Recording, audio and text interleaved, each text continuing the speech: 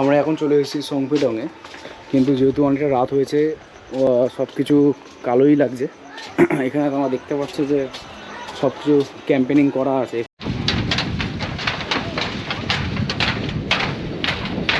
এটা হলো ওদের চার্জিং সেশন। এখানটা এদের টয়লেট ঠিক পাশেই, সামনেই একদম ক্যাম্পের ঠিক পিছন দিকে। সবাই দেখতে পাচ্ছ এদেরকে। আমরা নেমেছি আধ ঘন্টা হয়েছে, এটা 2 ঘন্টা ধরে পারছে না। আমরা ওদেরকে রেস্কিউ করে নিয়ে যাচ্ছি, দেখতে পাচ্ছ।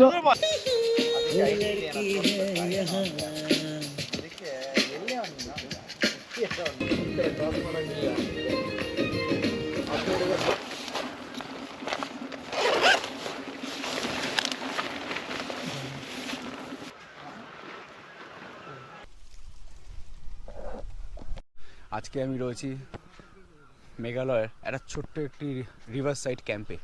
তোমরা দেখতেই পাচ্ছ আমার পিছনে এই যে ক্যাম্পটা, এখানে তোমরা এর ভিডিও তুমি আশা করি দেখলে বা তোমাদের দেখাচ্ছি। হ্যাঁ, এটার মেঘালয়ের ডাউকি নদীর তীরেই রয়েছে এই ক্যাম্পটা। আমরা আশা করি সবাই সংপেডংয়ের নাম আমরা সবাই শুনেছি। হ্যাঁ, এটা হলো সেই সংপেডং, কিন্তু এটা হলো সংপেডংয়ের থেকে প্রায় কিছুটা দূরই, সংপেডংয়ের থেকেও সামনে। এর নাম হলো দারাং, স্পেলিংটা হলো দারাং ভিলেজ।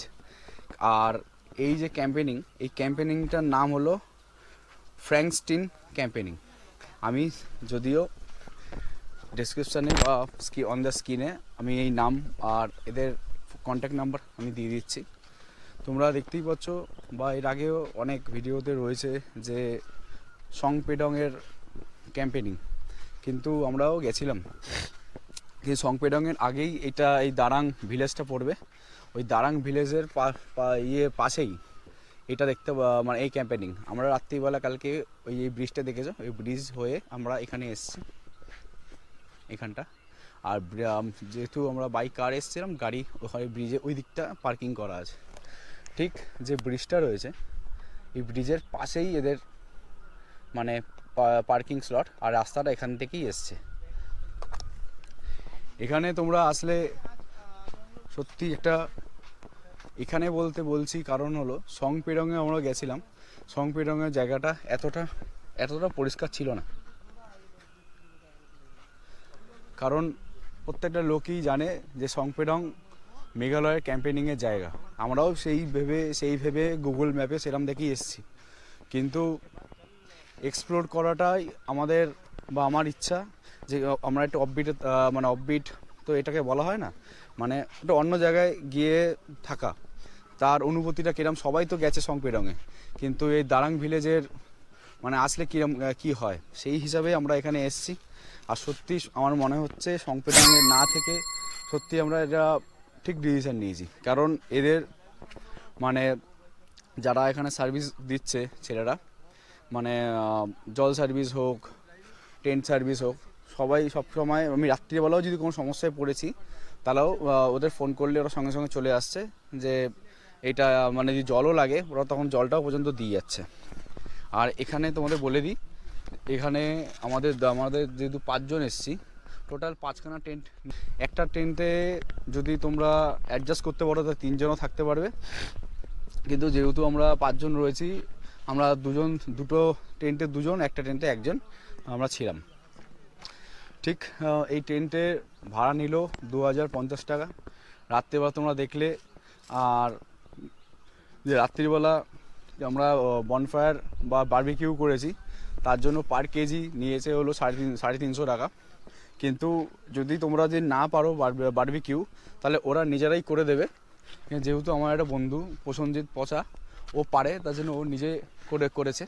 আমরা রাত্রিবেলাটাকে সারা রাত এখানে এরকমভাবে এনজয় করেছি। প্রায় রাত 1টা অবধি এখানে বসেছিলাম। মনে হচ্ছিল না যে উঠে গিয়ে টেন্টে গিয়ে ঘুমাই, কিন্তু সত্যি সবারই প্রচুর ঘুম পেয়ে গেছিলো, কিন্তু আমরা কেউ ঘুমাইনি। কারণ জায়গাটা সত্যি অসাধারণ।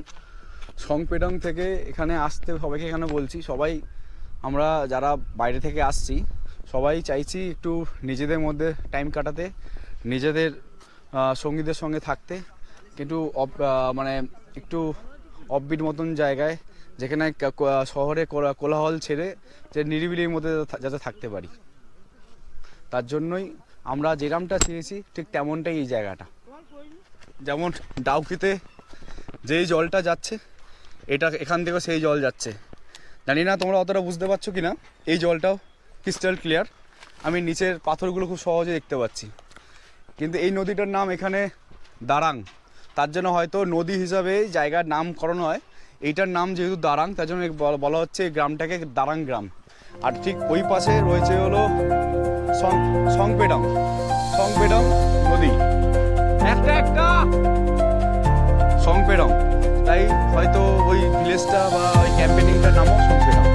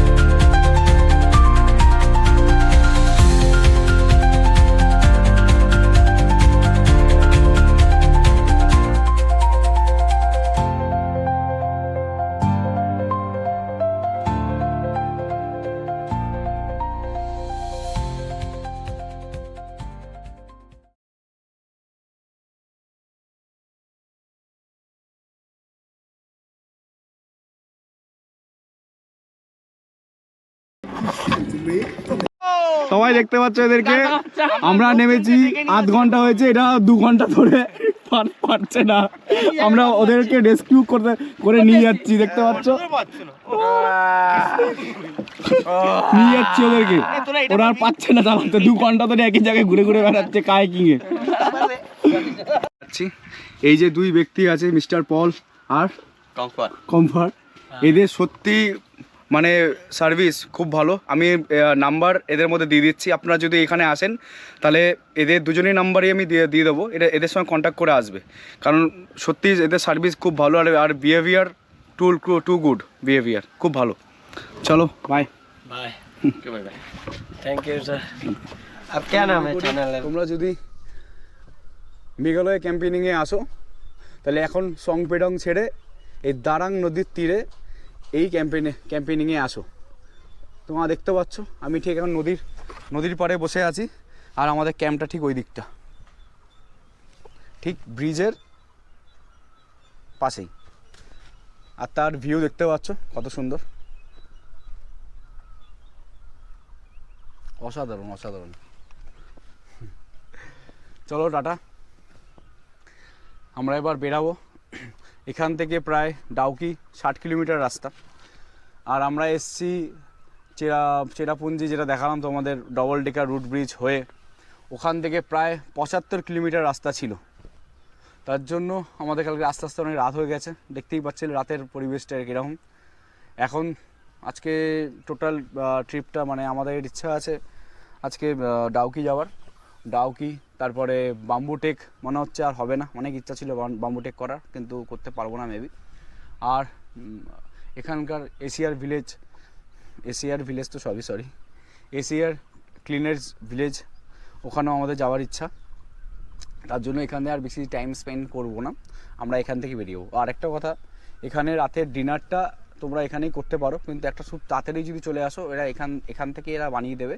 যদি আমরা যেমন লেট করে এসেছিলাম তাও কোনো অসুবিধা নেই। এই যে ব্রিজটা দেখছো, ব্রিজ যেখানে গাড়ি পার্কিং করেছি ওখানেই রেস্টুরেন্ট আছে, ওখান থেকে ওরাই খাবার নিয়ে এসে তোমাদের এই টেন্ট অবধি দিয়ে যাবে। সুন্দর একটা এক্সপিরিয়েন্স নিয়ে এই ক্যাম্পেনিংয়ের এই ব্লগটা আমি বানালাম। আশা করি তোমাদের সবার ভালো লেগেছে। তোমরা যদি মনে করো আমার ব্লগটা বা ভিডিওটা খুব ভালো লেগেছে, তাই প্লিজ একটা লাইক আর সাবস্ক্রাইবটা করে দিও। Subscribe must. Thank you. আরেকটা জিনিস দেখিয়ে দিই, রাত্রিবেলাও এসেছিলাম এই ব্রিজটা ধরে, তখন কিছুই দেখা যাচ্ছে না, শুধু লাইট। আমরা এসেছি এই ব্রিজটা যা দেখাচ্ছিলাম, যে ব্রিজে ওই পারে পার্কিং, সেটা হলো এই ব্রিজটা। আর ব্রিজের নিচে দেখতে পাচ্ছ এই ক্যাম্পেনিংগুলো, আমরা এটাতে ছিলাম, ওটা তার বাথরুম। আমরা এতক্ষণ যে রিভারে ড্রাইভ করছিলাম, এটা হলো সেই রিভারটা। এই ব্রিজের হাইকিং করা মানে হাঁটাটাও খুব সুন্দর একটা, খুব সুন্দর, ভালো লাগছে, খুব ভালো লাগছে। আর ব্রিজে আরেকটা নিচ থেকে ব্রিজে ওঠাটাও খুব পুরো একদম ইনক্লাইন টাইপের রাস্তা, আর সিঁড়িগুলো খুবই চড়াই, তার জন্য সবাই হাঁপাচ্ছে।